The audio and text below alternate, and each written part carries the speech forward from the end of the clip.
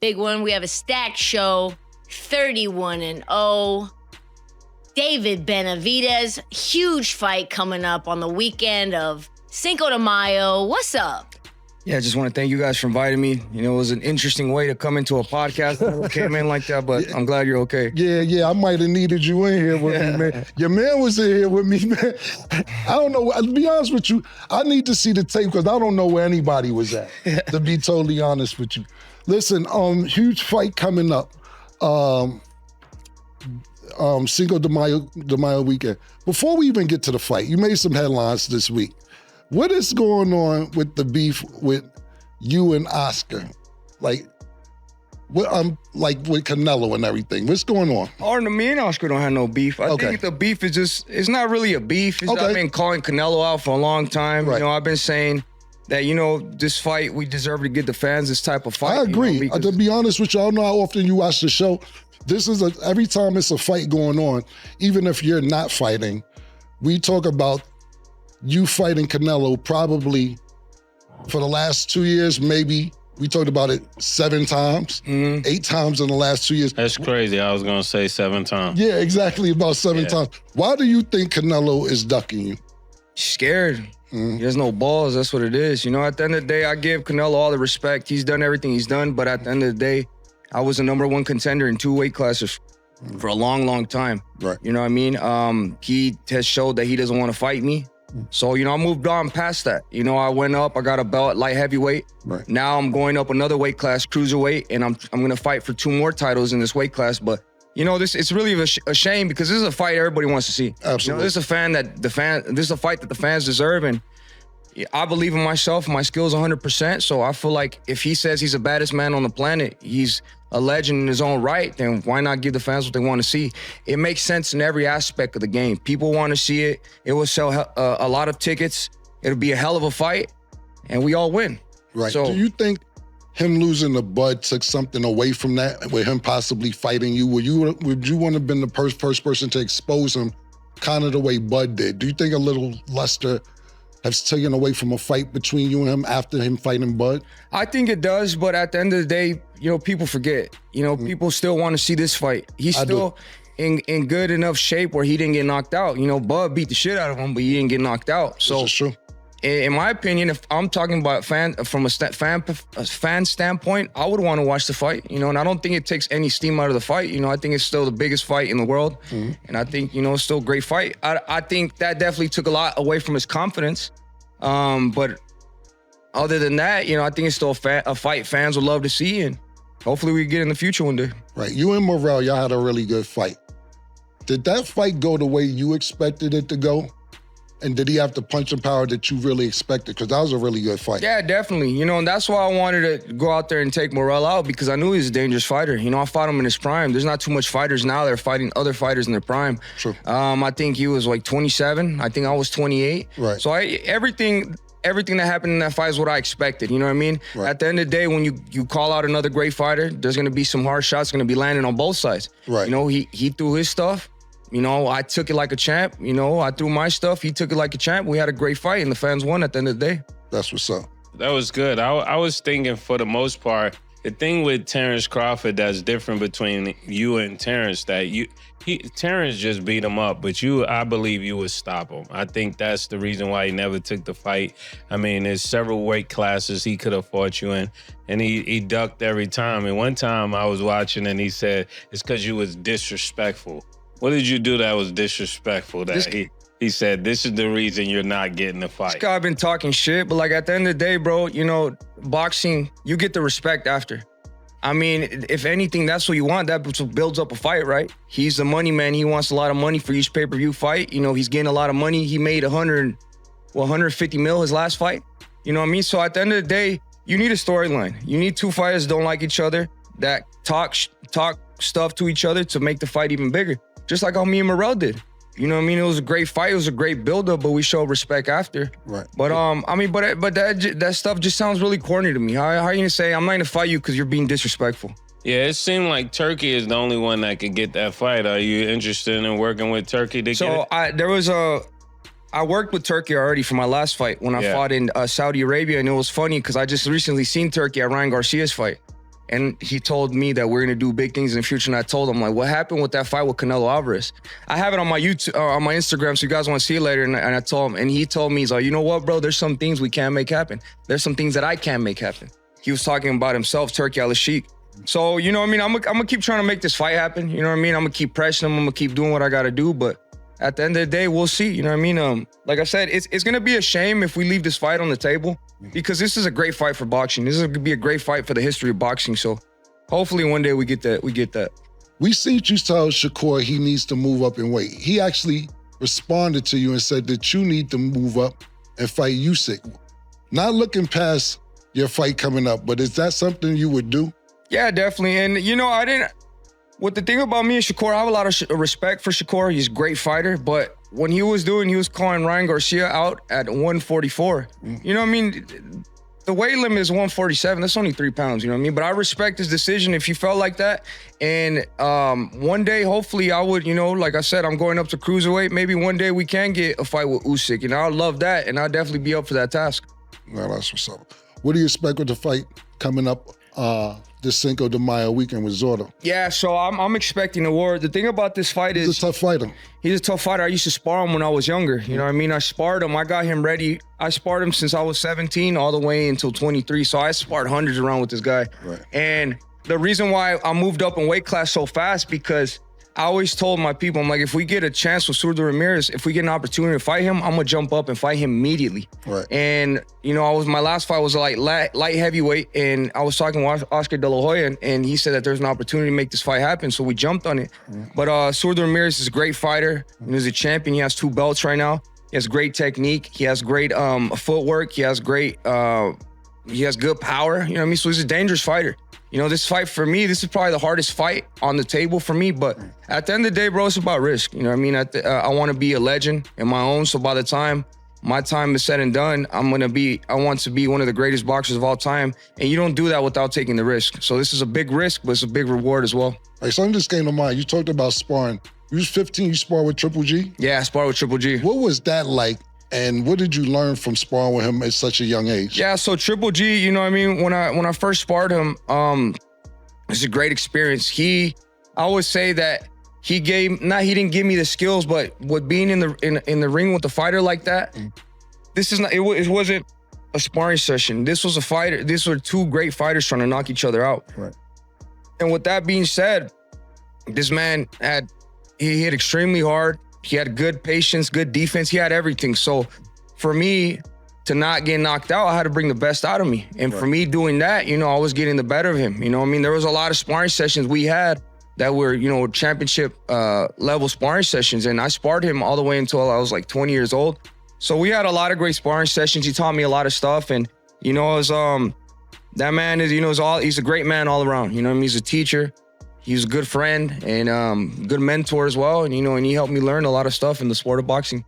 I read something when you was young, you was around over like 240. How did you decide to fight at the weight that you're at now if you were over 240 at 13? Yeah, so the story was I was 250 pounds.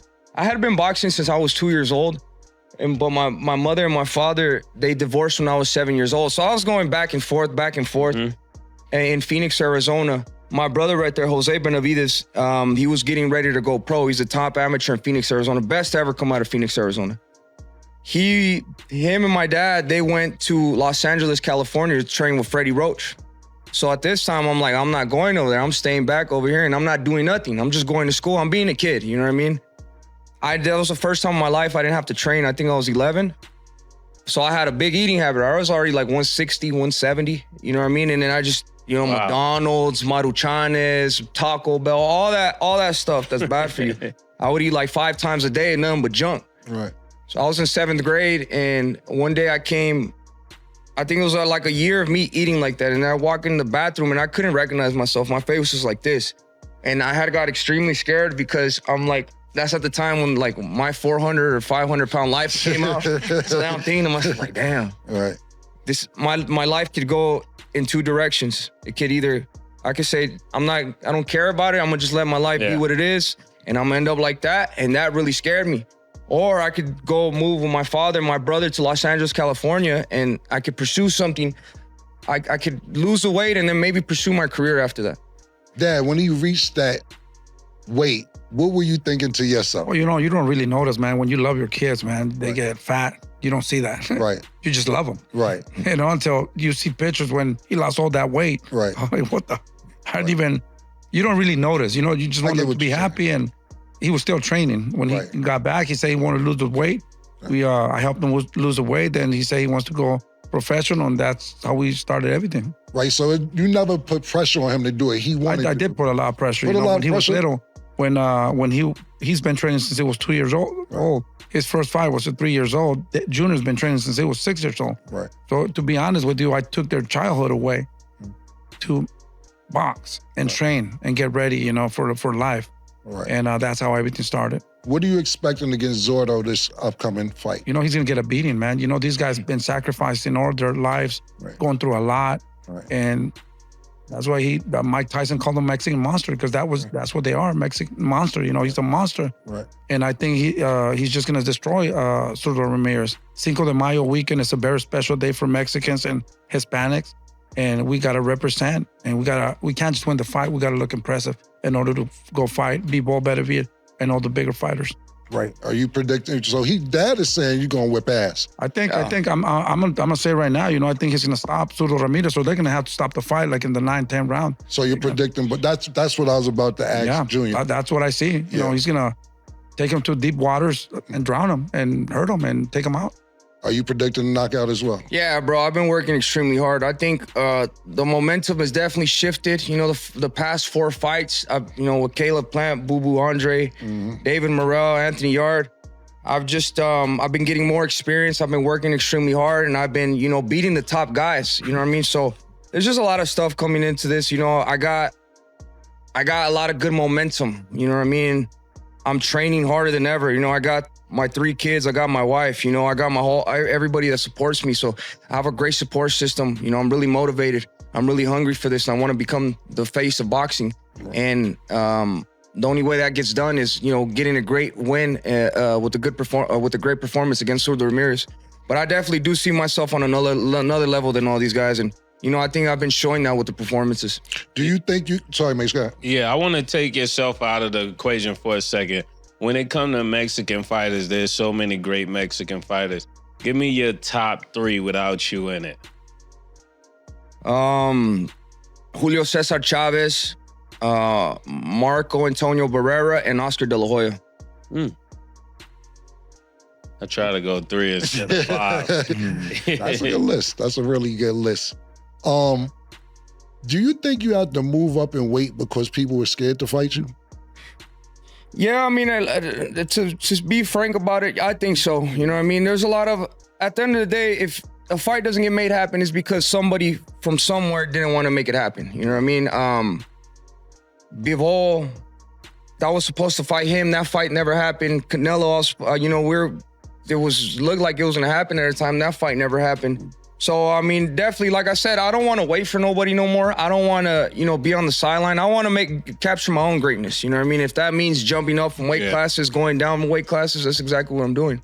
That's what's up. We seen you shoot ball at the Phoenix Suns game. You play ball too? Nah, hell no, nah. I seen him play. That when you fought Dimitri, I knew after that nobody was gonna fight you after that, because I thought he was like the boogeyman in that division a little bit. But once you fought him, I was just like, there's nobody gonna fight you. Yeah, and he was for a time. Even Canelo didn't want to fight him. You know what I mean? There's a lot of great fights, but at the end of the day, you have to set yourself apart from all these fighters. And the only way to do that is to call out the great fighters. Nobody wanted to fight Morrell either. Beat the shit out of Morrell. Caleb Plant, you fought him. Andre. Even the last guy, Anthony Yard, he's pretty good. I fought him, and then, like I said, at the end of the day, it's all about risks in this sport. You know what I mean? That's really how your name will live on. And I see good fighters and I don't get scared. For me, what I want to get is I want to take the most risk, because I know that's what's going to make my name live longer. That's what's up. Dad, if you don't get the Canelo fight and you win on Cinco de Mayo weekend, what do you want? Well, what do y'all want? The plan is, we're going to go and fight the best. We're going to go get those monsters too. Better be ball. Right. We're ready for those guys, I think that would be Another interesting fight, a really good fight for the fans, and those are the ones.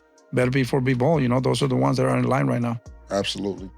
I'm a big Portland Trailblazer fan.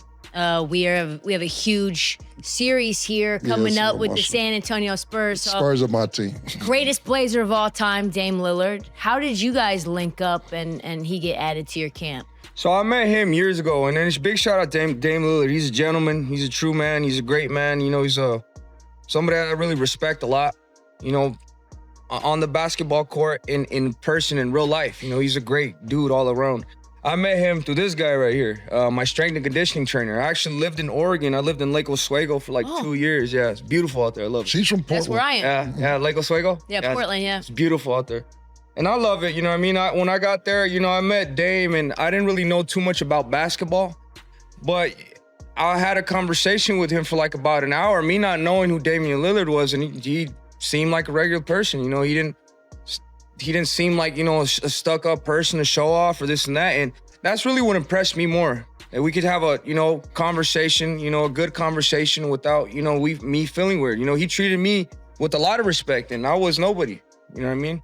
And, but yeah, we've been training with him. He's been boxing for a while. He boxes with my guy right here. He was a great guy, bro. I really like Damian Lillard a lot. He's a great man. He's a friend of the show. He came up here before as well, moving out. Well, look, man, we're looking forward for the fight against Zotto. Hopefully Canelo will bite. I don't know. I'm be honest with you. I don't think it's going to happen. Especially, I'm just being honest. When we look at you fight, you're dangerous. You know what I'm saying? And then what happens is, well, you're such a dangerous fight. I remember watching, it's funny when you talk about Triple G. I was a big Triple G fan. And, he always talking about fighting the Mexican way, he used to say or whatever. But he said he used to let fights go into 10, 11 rounds so people wouldn't be scared to fight him. And when people see you and how hard you hit, it's dangerous. They get scared. What do you think about that, Mase? Do you think people are running from him? Because I actually think people are running from him. Yeah, I think it's his relentless style that make people not fight him. Some fighters, they figure you out by the 5th round. Right. It's like he's just fighting at one speed the whole time. Yeah, and you're coming forward the majority of the fight. He's not using no athleticism. Yeah, I'm coming to hurt you. It's almost like me and Mase was watching a fight, and we was like, it's tunnel vision, mummy style. I'm coming to hurt you. That's what it looks like. And what it is with me though is, it's just my mentality since I've been a little kid. I think, my favorite thing to watch as a little kid were the war movies like 300, Troy, Gladiator. My dad made me train since a little kid and some crazy workouts since a little kid, and I always gravitated towards that. So every time I look at boxing, I don't look at it as a sport. I see it as kill or be killed. Because symbolically, if you lose a fight, that's what happens. Your career dies a little bit. They try to pay you less money. You go all the way to the back of the line. So I see it like that, bro. I don't see it as a sport. A lot of people see it as a, punch, move around. I don't see it like that, bro. I'm in there. I'm trying to mess you up every single round, because if I don't do that to you, you're gonna try to do that to me. So I'll be damned if I let you beat me up in front of my wife, in front of my kids, in front of all my people. So that's why I gotta fight like this. And it's never gonna change. It's always been like that. And it's always gonna be like that. But my thing that I'm mad about is, right, if you guys think you're the best in the world, why don't you fight the other best in the world and show the people, what the fuck? You guys are getting a lot of money. What's the problem? And then now it's oh no, people are businessmen. People don't want to fight other great fighters. Other fighters have to, it's bullshit to me. You're right. It's pissing me off because these guys are getting some big money fighting some bums. Right. You know what I mean? When Canelo fought what's his name? That guy before Terrence Crawford. I think he got 150 million for that. Bro, 150 million for that, and that dude ran for 12 rounds and Canelo threw 10 punches. Right. You know what I mean? If they're getting that much money, bro, let's give the fans what they, the fights at least make it worth it. You know what I mean? What's the problem? You're 100% correct, but I think what you just said is part of why they don't want to do it, because once you fuck them up, they're going to the back of the line. Yeah. They're going to get less money. Yeah, it got to be the last fight. It got to be when I'm ready to retire. Countdown. Take that fight. But I think I call it the Errol Spence rule, right? If you dug somebody for so long and they stop you, it's over for you. Because we all know as casuals that you've been ducking this fight the whole time. You may make it look like it just wasn't the time. We had to let the fight build up. But the casuals know you've been ducking that fight the whole time. So if he loses that fight, it looks like we all knew this. Yeah, and I understand too, but like I said, at the end of the day, it comes to like here, like I just want to show everybody on the best. Like that's really all I care about. And we definitely think that, bro. And at the end of the day, like if you guys want to make me wait 5 years, I'm gonna wait 5 years. I'm 29 right now. I got another 10, 15 years left of me. These guys they're towards the end already. Right. So and that's what time will tell. And that's probably what they trying to do. Get out of here without having to fight you. But I hope it goes down, because to me and Mase always say, the best fights now on Twitter.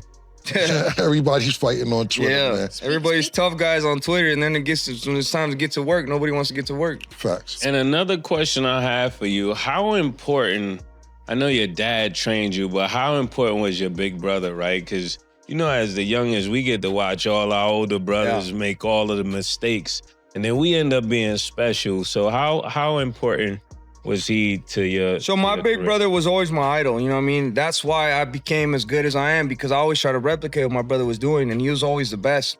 So if you already have a brother that he's a great and amazing fighter, what tends to happen is the little brother, he's looking up to that. He's gonna be as good or probably even better. But my brother, bro, my brother taught me a lot of stuff, not only in boxing, but in life.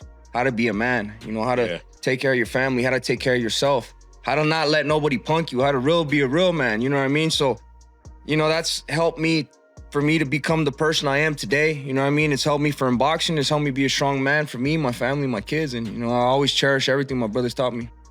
All right, cool. That's what's up. Let them know what the fight is, Trish. Fight is May 2nd, correct? Weekend of Cinco de Mayo. Thank you so much. Yeah, we appreciate you guys. Good luck, man. Like I said, knock him out. Yeah, listen, that's what he do. Knock niggas out. Knock him out. Like I said, I don't know. Really, we're not just telling you this because you guys are on the show. Yeah, we've been saying people have been running for you. We started the show 3 years ago.